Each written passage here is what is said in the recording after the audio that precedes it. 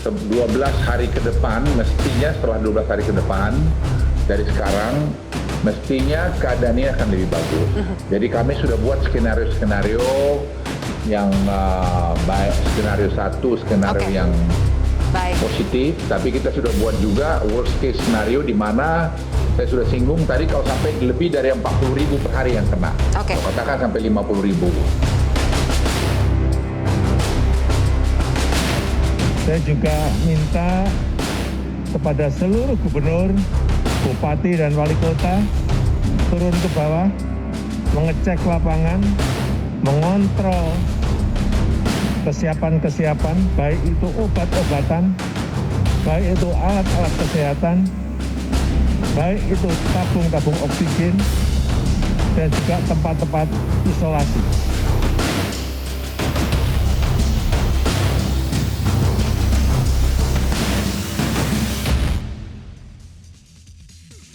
Selamat malam pemirsa, Anda menyaksikan Prime Talk Tajam Mendalam bersama saya Afiani Malik. Indonesia terus mencatatkan rekor penambahan kasus COVID-19. Hari ini bahkan menembus angka 54.000 lebih dengan kasus aktif mencapai 443.000 lebih. Rekor penambahan kasus COVID-19 membuat banyak rumah sakit kolaps akibat terlalu membludaknya pasien COVID-19. Tidak hanya itu, tidak sedikit pula pasien COVID-19 yang terpaksa melakukan isolasi mandiri lantaran tidak bisa diterima di rumah sakit dan akhirnya meninggal dunia. Lalu benarkah kasus COVID-19 di Indonesia sudah memasuki skenario terburuk yang sudah diperkirakan oleh pemerintah? Sebelum membahasnya, Prime Talk juga menyoroti masih tingginya mobilitas warga di saat pemberlakuan PPKM darurat. Mengapa sulit sekali menyadarkan masyarakat untuk mengurangi aktivitas mereka agar terhindar dari penularan virus corona? Inilah Prime Talk selengkapnya. Seberapa efektif pelaksanaan PPKM darurat di pekan kedua ini, terutama untuk menekan laju mobilitas warga? Untuk membahasnya sudah bergabung bersama kami Kepala Bidang Perubahan Perilaku Satgas COVID-19, Sony Hari Harmadi, dan pengamat kebijakan publik Agus Pambagio. Pak Sony, Mas Agus, selamat malam. Malam Mbak Fi. Iya, baik. Saya ke Mas Sony terlebih dahulu. Ini PPKM darurat sudah memasuki pekan kedua. Sebagai Kabid Perubahan Perilaku, apakah sudah terlihat perubahan perilaku dari masyarakat, terutama dari sisi mobilitas masyarakat? Ya, Mbak Fi. Jadi memang 70% pengaruh dari mobilitas terhadap peningkatan kasus itu secara statistik terbukti, dan pemerintah terus memantau implementasi kebijakan pemberlakuan pembatasan kegiatan masyarakat darurat ini, termasuk memantau secara intensif mobilitas, aktivitas, dan protokol kesehatan masyarakat. Lalu juga kalau kita lihat sebetulnya target yang kita inginkan di atas 20%, 20-30% setidaknya. Tapi kalau berdasarkan data, kita kan bekerja dengan data ya. Sampai dengan beberapa hari yang lalu kemarin itu masih sekitar 71,8% wilayah PPKM darurat di Jawa dan Bali itu yang penurunan mobilitasnya 10-20%. Lalu 7,25% yang sudah di atas 20%. Tapi satu hal yang penting bahwa terjadi penurunan mobilitas penduduk di wilayah pelaksanaan PPKM darurat di Jawa dan Bali. Lalu kemudian kita terus mencoba mendorong dengan menurunkan mobilitas melalui berbagai strategi. Yang pertama tentunya pemerintah juga sudah melalui Kementerian Perhubungan itu sudah mengeluarkan surat edaran yang baru ya, yaitu surat edaran nomor 43 tahun 2021 dan juga surat edaran nomor 42 tentang petunjuk pelaksanaan perjalanan orang dalam negeri.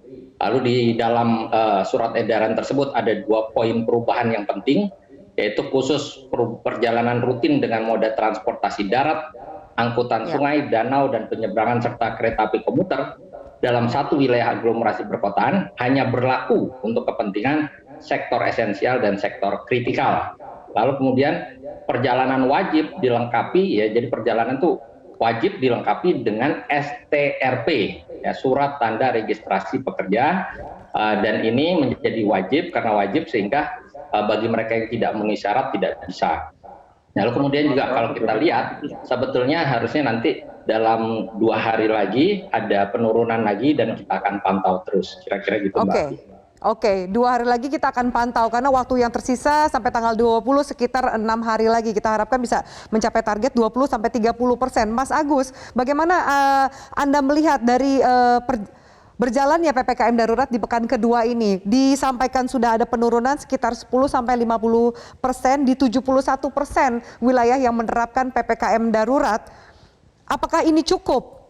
6 hari lagi mencapai target 20-30%. Masyarakat sudah Anda lihat patuh terhadap peraturan PPKM darurat? Menurut saya belum. Jadi kan ini mengulang PSBB yang pertama. Nah, ini tidak akan efektif ketika sumber kegiatannya, yaitu tempat bekerja masyarakat, itu tidak ditutup. Kita selain esensial kan ada macam-macam tugas-tugas di institusi Mendagri. Jadi selagi orang masih bekerja, karena dia kan kalau tidak bekerja diberhentikan bisa atau dikasih SP1, SP2 dan seterusnya. Jadi menurut saya kalau yang bekerja itu hulunya ditutup, kemudian transportasinya ditutup. Kalau hanya transportasinya dihentikan, tidak masuk akal karena mereka akan tetap ke kantor. Tetapi yang sektor non formal itu harus dikasih insentif makan atau bansos ke. Kalau tidak, mereka kan kalau tidak jualan tidak makan hari ini. Lalu siapa yang menang? Nah, tadi saya keliling memang penyekatannya sudah banyak nambahnya, tetapi tetap ramai. Di Menteng tetap macet. Ya kan, di mana di ramai Jakarta apa maksudnya? Macet kah, gitu. Mas Agus? Ramai itu ada masyarakat yang masih berkumpul, berjualan, atau ramai karena macet di yang tadi Anda lihat? Kendaraan ramai, terutama roda 2. Masih ramai sekali. Yang jualan di sebagian juga masih ada. Tapi saya tidak masuk sampai ke pasar ya, saya nggak tahu. Tapi masyarakat yang selalu kalau dirazia kan bilang, Pak, Bapak dapat gaji. Saya kan tidak, kalau nggak jualan nggak dapat makan, siapa yang kasih makan saya? Kan begitu. Iya. Nah jadi sampai hari ini pun kan bansos belum ada kabarnya, kemana itu larinya, dan kapan, ini sudah 10 hari kan, atau seminggu lebih lah pokoknya. Nah jadi nasibnya kata PSBB menurut saya, mudah-mudahan saya salah.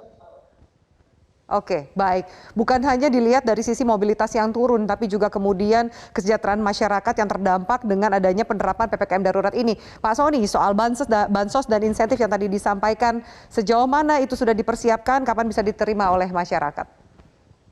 Ya, tentu yang menyiapkan adalah Kementerian Sosial, Mbak Afi, dan kita sudah melihat bahwa sebetulnya Kementerian Sosial juga sudah melakukan pemutakhiran data, apalagi tahun lalu kan kita sudah melaksanakan bansos ya dari pelaksanaan PSBB pertama, sehingga datanya sudah lebih baik dan harusnya bisa lebih cepat untuk disalurkan. Yang tadi statement Mas Agus mengenai sektor non formal atau sektor informal ini menarik gitu, karena kami juga mendapatkan banyak informasi sikap tegas aparat di lapangan tidak jarang menimbulkan gitu, direspon menjadi sebuah gesekan karena memang mungkin urusannya adalah urusan perut, urusan berjualan memenuhi kebutuhan sehari-hari. Mas Sony, apa strategi untuk kemudian merubah perilaku masyarakat menjadi patuh? Dari sisi mananya yang harus dirubah, masyarakatnya atau kemudian aparatnya ya di lapangan? Ya, keduanya. Tentu aparat berupaya melakukan penegakan aturan. Karena yang utama adalah aturan yang sudah kita buat itu harus dilaksanakan. Karena kalau tidak dilaksanakan percuma saja aturan tersebut. Nah, kemudian tentu kita membutuhkan dukungan seluruh masyarakat. Apalagi kita berharap sebetulnya pendek waktunya, tidak terlalu panjang, sehingga tidak berlarut-larut dan masyarakat bisa kembali lagi melaksanakan aktivitas seperti biasanya. Tapi yang penting juga adalah ketika masyarakat terpaksa harus melakukan aktivitasnya, mereka harus mematuhi protokol kesehatan. Dan kami sudah pantau loh Mbak Afi, sebetulnya dari data yang ada per kemarin itu kami lihat mayoritas kabupaten kota di 124 kabupaten kota di Jawa dan Bali itu mengalami kenaikan kepatuhan protokol kesehatan. Tapi juga memang masih ada yang turun ya, sekitar 28% itu turun, tapi lebih dari 50% itu naik. Jadi sebetulnya ini menunjukkan bahwa pelaksanaan di lapangan bisa berjalan, petugas melakukan tugasnya secara humanis, sembari kemudian juga memberikan edukasi pada masyarakat, khususnya mereka yang menggantungkan hidupnya pada sektor informal tadi. Mereka diminta untuk melaksanakan protokol kesehatan sebaik mungkin karena mereka memang harus tetap melaksanakan kerjanya. Oke, Mas Agus, Anda mau menanggapi soal di lapangan kadang-kadang juga aparat yang tegas tidak jarang menimbulkan argumentasi atau gesekan dengan para pekerja informal dan juga masyarakat di kalangan bawah? Ya begini, pertama saya dari bawah dulu. Oke, masyarakat bawah itu tidak akan melaksanakan atau akan melaksanakan ketika perutnya kenyang. Jadi sekarang persoalannya apa yang mereka dapat supaya patuh, itu saja. Ya, nah persoalannya peraturan yang dibuat kan levelnya setingkat surat edaran. Sekali lagi surat edaran itu tidak berkekuatan hukum, tetapi itu yang dipakai oleh pemerintah sekarang, sehingga itu menyulitkan aparat di lapangan. Karena untuk melakukan sanksi itu nggak bisa, gitu ya. Nah itu yang pertama. Kedua soal data itu amburadul. Saya kebetulan mengurus data di RW saya. Itu data baru masuk dari tahun 2020 itu dapatnya data tahun 2015, sehingga jumlah orang miskin kita kacau. Lalu kita betulkan dan baru bisa selesai itu kira-kira bulan Agustus. Sudah datanya sesuai dengan jumlah orang miskin di wilayah saya. Nah, kemudian Januari 2021 kembali ke data 2015. Jadi saya pikir kalau di wilayah saya saja datanya tidak terupdate dengan baik, kemungkinan di daerah lain juga begitu. Nah, kalau begitu yang dapat sekarang dapat tunai 300.000 itu bukan orang miskin di daerah saya. Nah, ini gimana nanti? Malah bisa menimbulkan gesekan. Kan sampai hari ini bansos belum turun kan? Di mana itu turunnya? Ya. Oke, baik. Bapak-bapak, kita akan lanjutkan perbincangan ini usai jeda. Termasuk juga apa antisipasi lebih jauhnya untuk potensi mobilitas masyarakat jelang Idul Adha. Tetaplah bersama kami.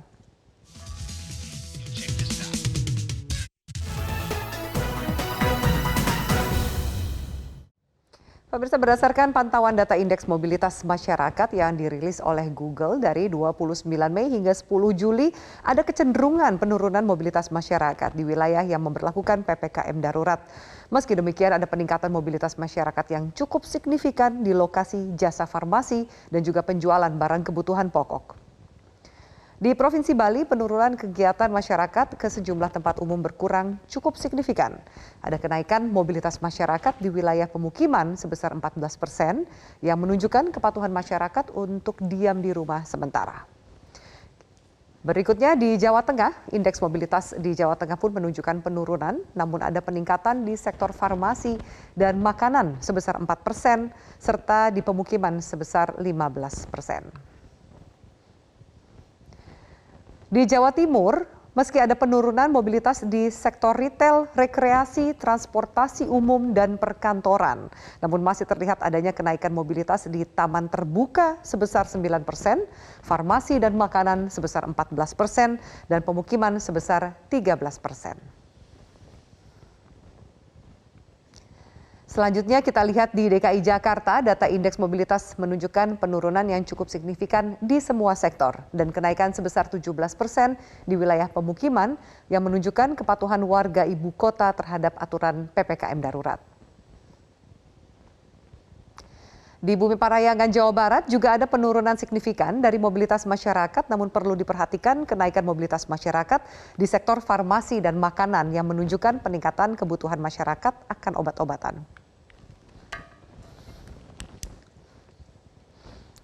Mas Soni, tadi dari grafik dan data yang saya bacakan, memang terlihat ada penurunan aktivitas. Tapi ada juga peningkatan aktivitas di sektor farmasi dan juga pemenuhan kebutuhan pokok serta makanan, kurang lebih seperti itu.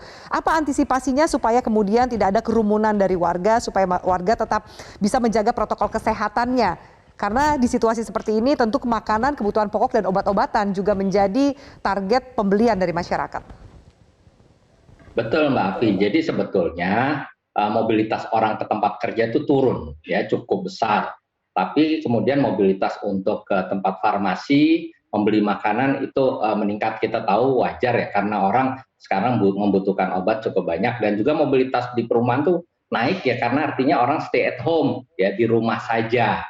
Lalu kemudian begini Mbak, kalau kita lihat sebetulnya dari data 3 hari yang lalu tanggal 10, itu sudah banyak yang penurunan mobilitasnya mendekati 20%, jadi di angka 18%, 19%, 17%. Melalui berbagai upaya bersama diharapkan dalam 2-3 hari ini turun ya melampaui 20% seperti tadi yang disampaikan oleh Pak Luhut.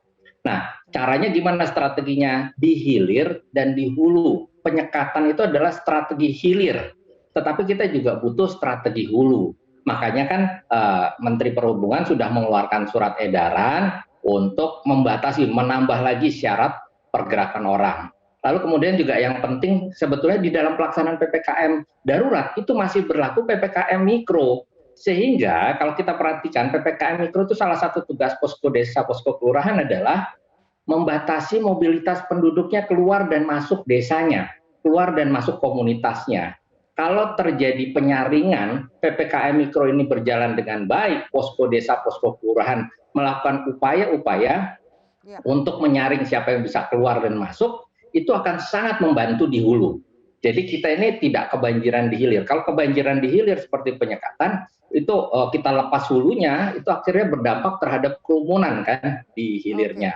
Lalu kemudian juga pemerintah melalui petugas gabungan TNI, Polri, Satpol PP juga kan terus melakukan pengawasan di tempat-tempat yang berpotensi terjadinya kerumunan seperti di tempat farmasi, di tempat makan dan seterusnya. Makanya itu menjadi salah satu target di dalam operasi justisi yang dilakukan oleh tim gabungan. Iya, Mas Agus sebagai pengamat kebijakan publik bahwa ini akan berakhir di tanggal 20 Juli, PPKM darurat ini bertepatan dengan Hari Raya Idul Adha.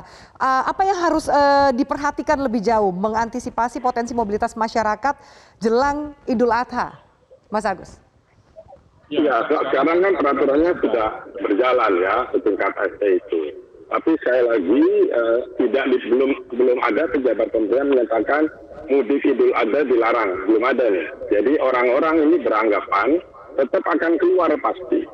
Ya kan, teman-teman saya yang berasal dari Jawa Timur sudah pada mulai kembali. Kita lihat di media juga kapal penuh dari Kalimantan menuju ke Jawa, menuju ke Sulawesi. Itu kan perpindahan virusnya cepat gitu ya. Dan kerumunan-kerumunan, nah itu pun perlu perlu diantisipasi. Sekali lagi waktu larangan mudik Lebaran kan juga jaraknya pendek. Nah sekarang ini juga belum ada, saya belum dengar bahwa libur Lebaran itu ada dilarang belum. Jadi pasti nanti ada yang siap-siap. Nah sekarang ada penyekatan di jalan tol. Oke, sekarang kalau tidak lewat jalan tol disekat nggak? Karena Pantura kan panjang. Pantura banyak jalan tikusnya. Teman-teman di Korlantas itu sudah setengah mati jaga 24 jam. Pengalaman Lebaran kemarin ada jeda sekitar 4-5 jam kosong saat aplusan. Yang dinas malam ke dinas pagi itu istirahatnya ada 4 jam. Itu kosong lolos. Nah itu bagaimana? Mas Agus, dan perlukah perpanjangan masa PPKM darurat sampai 6 minggu seperti yang disampaikan Sri Mulyani? Saya sih mau perpanjang mau tidak, saya masih terus terang meragukan keefektifannya. Tetapi untuk tetap semangat iya. Oke, baik. Mas Soni silakan ditanggapi. Closing statement Anda juga sekalian. Ya, ya. Jadi begini ya, kami mengajak seluruh masyarakat untuk mematuhi PPKM darurat ini. Karena PPKM darurat itu tujuannya betul-betul membatasi mobilitas, membatasi aktivitas. Lalu kemudian diikuti oleh disiplin protokol kesehatan dan melaksanakan program vaksinasi, mengikuti program vaksinasi itu kan sangat membantu kita untuk menekan penularan, menekan kasus. Kami yakin bahwa masyarakat itu bisa bergotong royong menghadapi pandemi ini secara bersama-sama. Kekuatan bangsa kita, bangsa Indonesia adalah saling bahu-membahu, bantu-membantu yang telah terbukti mengantarkan kita menjadi bangsa yang besar. Ini memang masa yang sulit, tetapi kita yakin bahwa dengan kebersamaan dan mau mengikuti apa yang sudah kita sepakati bersama, insya Allah kita akan bisa keluar dari tantangan ini. Baik, kita harapkan seperti itu ada strategi dan juga kedisiplinan dari masyarakat untuk mendukung PPKM darurat yang dijalankan oleh pemerintah. Terima kasih Mas Soni, Mas Agus Pambagio untuk waktu dan juga diskusinya. Semoga bermanfaat untuk pemirsa.